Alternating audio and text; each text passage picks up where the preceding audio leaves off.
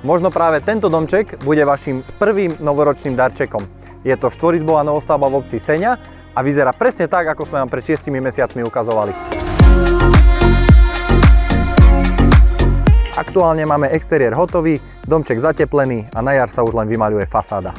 Interiér ešte potrebuje také 2 mesiace a holodom bude dokončený. No poď, čo tak dlho točíš, nechceš to vidieť? No vítaj konečne. Aktuálne sme v domčeku, ktorý má 88 m2, má 4 izby. Momentálne sme na prízemí, kde máme dennú časť, čiže obývačka, za tebou je kuchyňa, v vstupnej chodbe máme ešte samostatné WC, no a na prízemí máme aj hlavnú spálňu, ktorá disponuje vlastnou kúpeľňou. V celom dome bude podlahové kúrenie a na poschodí sú ešte 2 detské izby a kúpeľňa. Malý, ale krásny domček, v skvelej obci a za výbornú cenu. Ak ju chcete vedieť, tak mi napíšte.